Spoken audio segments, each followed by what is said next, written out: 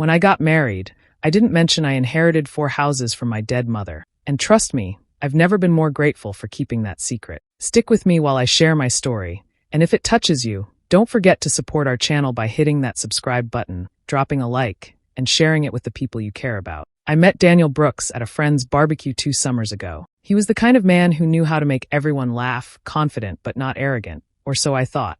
I was a nurse working long shifts, living a quiet life in Austin. My mom had passed away 2 years earlier, and losing her changed something inside me. She left me 4 houses, small rental properties she had worked her whole life to pay off. It was a lot, more than I could ever need, but I never told anyone about it, not even Daniel. I wanted to be sure whoever I married loved me for who I was, not what I owned. When Daniel and I started dating, everything felt easy. He'd show up outside my workplace with coffee, surprise me with little notes, and talk about our future like it was already written in the stars. He told me about his struggles, how his contracting business wasn't doing great, but he was determined to build something of his own. I admired that.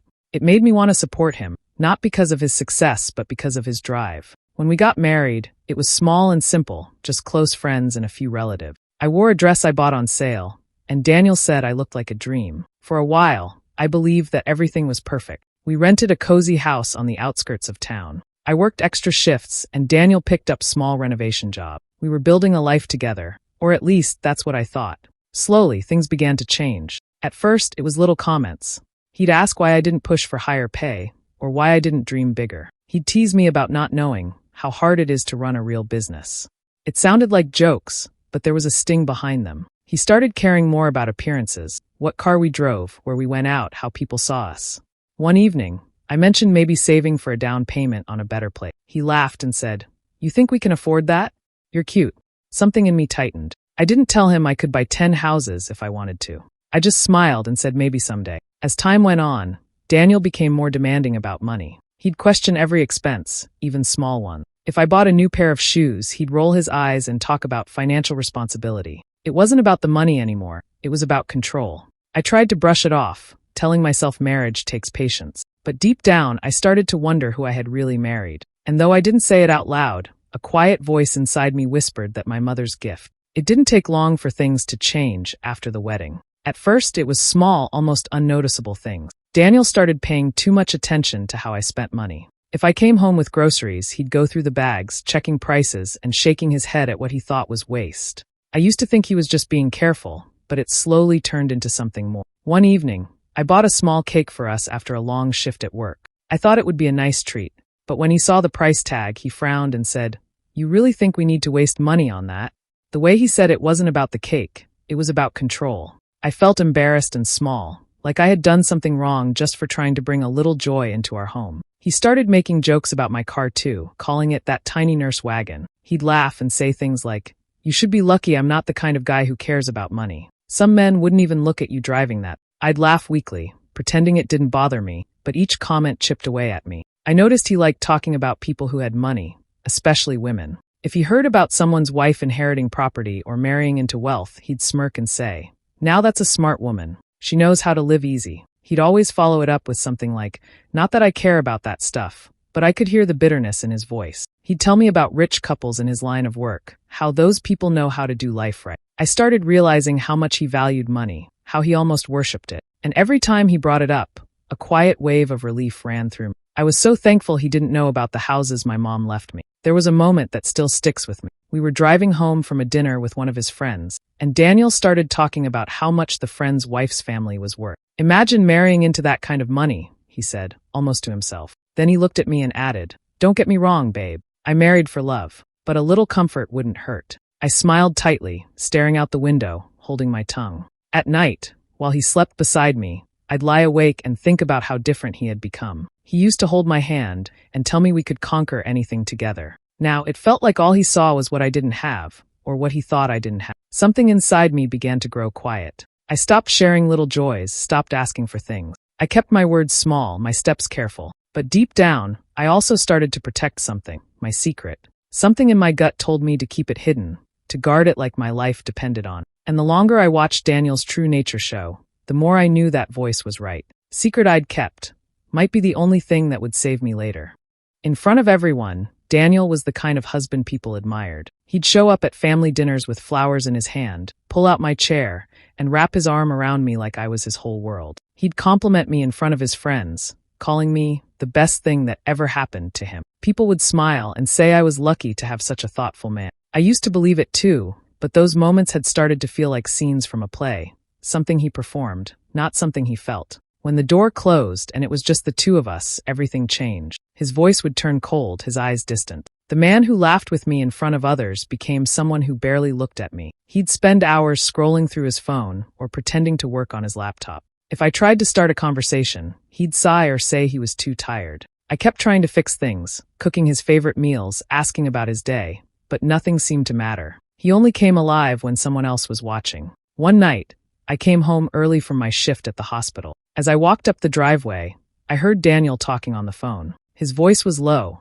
but I could tell he didn't know I was there. I paused by the kitchen door, and what I heard made my stomach twist. He was talking to his brother, saying he deserved better than struggling with a broke nurse. He laughed as he said it, like it was some kind of joke. I stood there frozen. It felt like someone had punched the air out of me. I wanted to burst in and ask him what he meant, but I didn't. Instead, I walked quietly back outside, sat in the car for a few minutes, and stared at nothing. That sentence kept echoing in my mind, a broke nurse.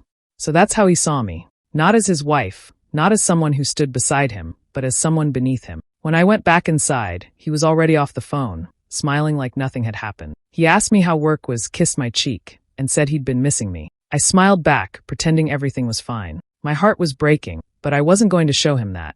That night, as he slept, I looked at him and made myself a quiet promise.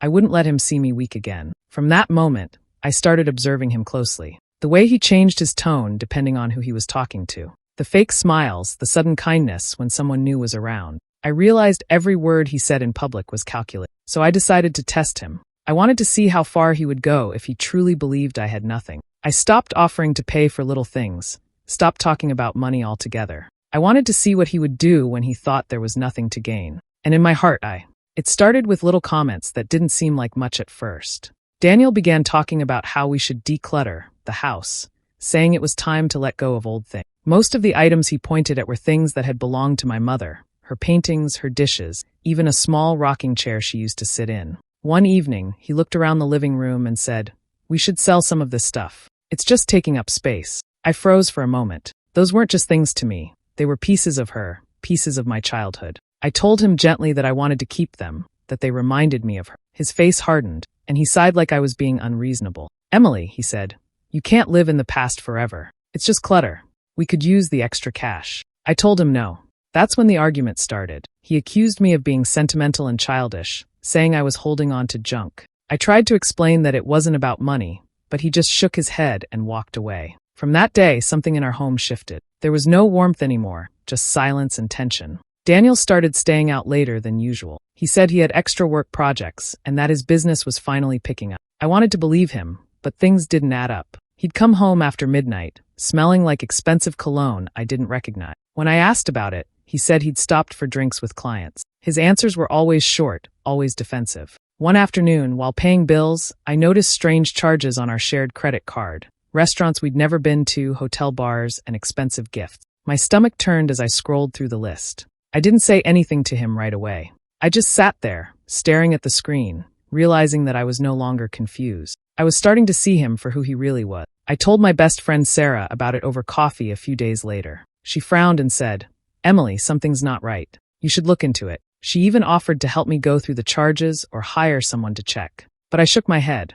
I told her I didn't want to jump to conclusions, even though deep down, I already had them. That night, I lay awake, staring at the ceiling. Every word he had ever said started replaying in my mind. Every insult, every fake smile, every time he called my mother's things clutter. It all started to fit together like pieces of a puzzle I hadn't wanted to see before. I could have confronted him right then. I could have shouted, demanded answers.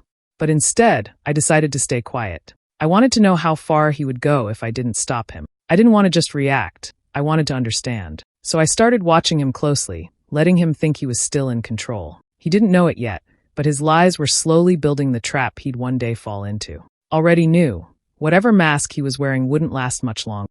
I wanted to see who Daniel really was when there was nothing for him to gain, so I came up with a plan. One evening over dinner, I told him that the hospital had made budget cuts and I'd lost my job. I said it softly, pretending to be embarrassed and scared. I expected him to comfort me, to say we'd figure things out together. Instead, he just stared at me for a few seconds, then sighed loudly. "You're kidding, right?" he said. When I shook my head, he pushed his plate away and muttered, "Unbelievable." The rest of the night was quiet. He didn't ask if I was okay or what my next steps were. Instead, he complained that we'd fall behind on bills and that my timing couldn't be worse. The next day, he started acting colder. If I tried to talk, he'd give short answers. When I mentioned maybe picking up part-time work, he said, "Yeah, maybe you should actually contribute for once."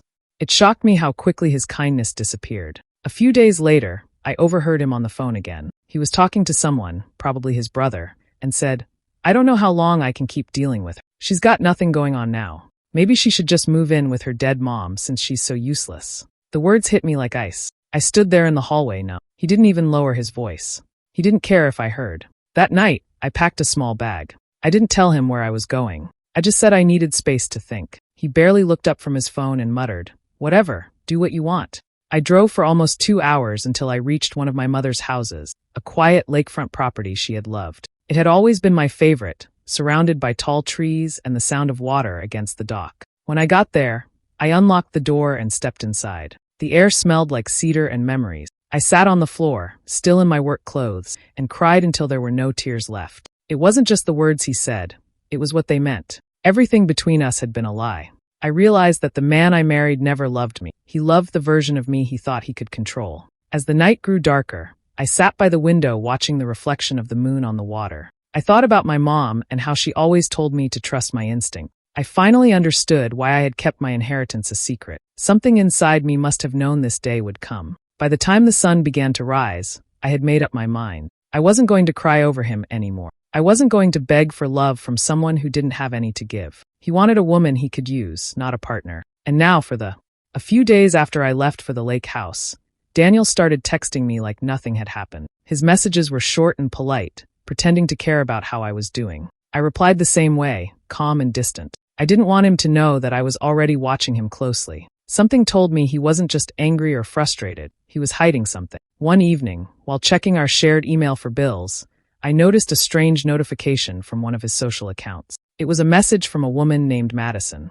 Curiosity turned into dread as I clicked through and saw their chat history. My hands shook as I read the messages. He was telling her how unhappy he was, calling me a burden, and saying he was done with his broke wife soon. He even joked about how he deserved someone who knew how to live better. There were photos too, pictures of Madison posing with jewelry and handbags I had seen charges for on our credit card. The same odd expenses I'd noticed earlier now had faces. My stomach twisted when I realized every gift he gave her was bought with my money. I sat there frozen, scrolling through messages that tore away the last bit of hope I had for our marriage. But instead of confronting him, I took screenshots of everything. Every message, every picture, every transaction. I saved them all in a hidden folder. I wanted proof, not emotion. The old me would have cried or begged for an explanation. But this time I stayed calm. I wasn't going to let anger control me. I was going to let the truth destroy him slowly, on my terms. When he called that night, I answered as if nothing had changed. He said he was working late again, and I pretended to believe him. I even told him I missed him, just to keep him comfortable. He laughed and said we'd talk when things settled down. His tone was relaxed, confident. He thought he was untouchable. Over the next few days, I followed Madison's social posts quietly. She seemed proud to show off the things he bought her, bracelets, perfume, even a watch I had gifted him for his birthday. Seeing her wearing it made my chest ache, but I didn't let myself break. Each post only made my resolve stronger. It became clear that Daniel never saw me as a partner. I was just a safety net, a quiet woman who worked hard and didn't ask too many questions. But he had underestimated me. He thought I was weak because I stayed silent. What he didn't know was that silence can be a weapon when used at the right time. I spent the next few nights at the lake house planning what to do. I didn't want to just walk away and let him enjoy his new life. I wanted to make sure that when I was done, he would remember me, not as the woman he betrayed, but as the one who outsmarted him, the one he'd regret losing for the rest of his life. First time in a long time, I knew exactly what I needed to do next. A week later, I decided to go back home. I had cried enough, planned enough, and now it was time to act. I called Daniel and told him I wanted to try again, that maybe we could fix things if we both tried harder. He sounded surprised at first, then quickly agreed. His voice had that fake warmth again, the one he used when he thought he was winning. When I walked into the house, he greeted me with a smile, acting like nothing bad had ever happened between us. He hugged me tightly, called me babe, and said he'd missed me. I let him believe it. I smiled, cooked dinner, and asked about his work. I was calm and gentle, playing the role of a forgiving wife. Inside, I felt nothing but cold focus. After a few days, I brought up money. I told him that since I wasn't working anymore, I had been thinking about selling some of my mom's old jewelry to cover our bills. The moment I said it, his eyes lit up. He tried to hide it, but I saw it. He leaned forward and said, "That might actually be smart.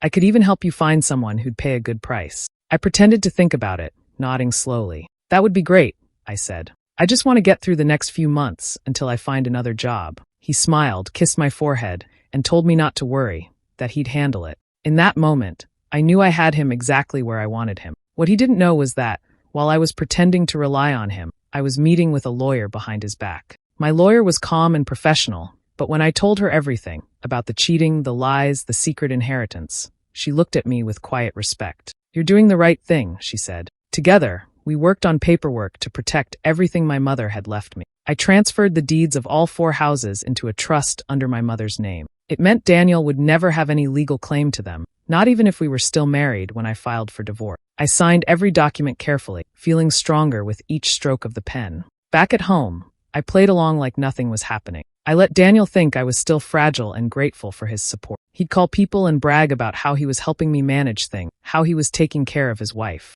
I'd smile and thank him in front of others, pretending I believed every word. But when I was alone, I'd look at the stack of signed documents hidden in my drawer and feel a calm I hadn't felt in months. I wasn't powerless anymore. I was no longer waiting for him to change. I was preparing to leave, but not before he saw exactly what it felt like to lose everything he thought he controlled. Daniel had built his life on lies and greed. Soon he'd. A few weeks later, I told Daniel I wanted to throw a small dinner for his birthday. I said I wanted both of our families there to celebrate, to start fresh. He looked surprised but happy, thinking I was finally coming around. "That's my girl," he said, smiling wide. He had no idea what was coming. I spent the whole week planning everything. I cooked his favorite meal, set the table beautifully, and even bought him a new shirt to wear. He was in a great mood that night, laughing loudly, talking about how lucky he was to have such a caring wife. Both of our families were there, chatting and smiling, unaware that the air in the room was about to change completely. As everyone ate, Daniel started bragging about his work and the big opportunities he had coming. He made a few jokes at my expense, light ones, but enough for me to feel the sting. I smiled through it, waiting for the right moment. After dinner, when everyone was relaxed, I stood up from my chair and looked around the table. My hands were steady, but my heart was pounding hard inside my chest. "I'd like to say something," I began, my voice calm. The room quieted down.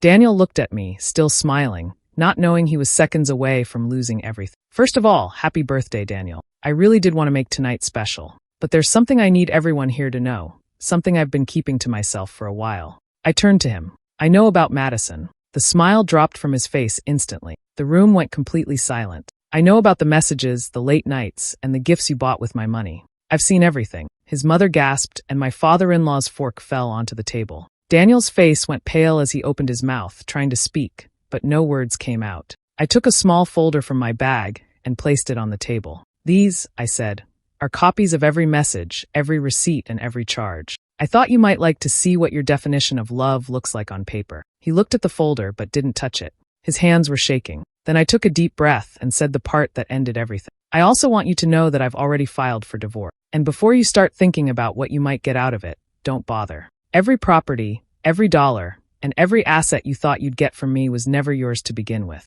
Everything my mother left me is protected under her name, far from your reach." Daniel looked like he'd seen a ghost. His family just sat there, stunned, no one saying a word. He tried to speak again, but I didn't let him. I slid an envelope across the table, the divorce papers. "You can have these instead," I said quietly. I looked around one last time, then pushed my chair back. My legs felt weak, but my head was held high. Without another word, I turned and walked toward the door. I could feel every pair of eyes on me, but I didn't look back. As I stepped outside, the cool air hit my face, and for the first time in a long time, I felt free. My heart was shaking, but it was beating for me again, and that was enough. Learn that the woman he underestimated had been 2 steps ahead all along.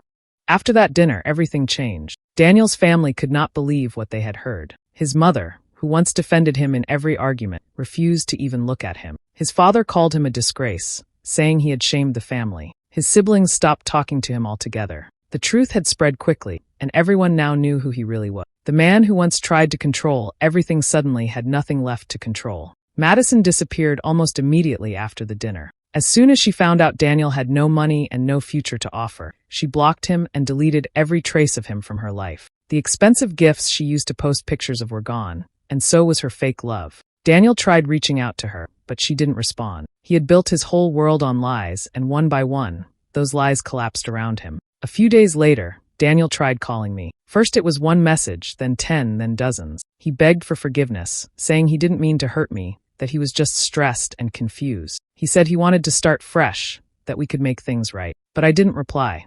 I blocked his number, his emails, and every way he could reach me. For the first time, his silence didn't scare me. It gave me peace. I was finally free of his voice, his control, and his endless manipulation. I spent the next few weeks focusing on myself. I went back to work, took long walks, and started sleeping better. I visited the lake house where I had cried months ago, but this time, it felt different. The air was calm, the water still. I sat by the window with a cup of tea and realized I didn't feel angry anymore, just relieved. I had survived something heavy, and I had done it quietly on my own terms. With the help of my lawyer, I began renting out the other houses I owned. I made sure each one was well taken care of, exactly how my mother would have wanted. The income helped me rebuild my savings, but more than that, it reminded me of my strength. Every time I signed a rental agreement, I felt a small wave of pride, because those homes were safe. No one could ever take them away. People in town still saw me smiling and polite, never guessing the storm I had come through. I didn't need to explain. The world didn't know my story, and I didn't want it to. I had learned that peace doesn't come from shouting your pain. It comes from quietly protecting what matters. Sometimes, when I drive past one of my mother's houses, I slow down for a moment. I look at the garden, the lights in the windows, the small signs of life returning. It always makes me smile. Daniel might have thought he could use me, but in the end, I walked away with everything that truly. Months had passed since everything ended, and life had finally begun to feel calm again. Emily sat on the porch of her lake house one quiet morning, holding a warm cup of coffee in her hands.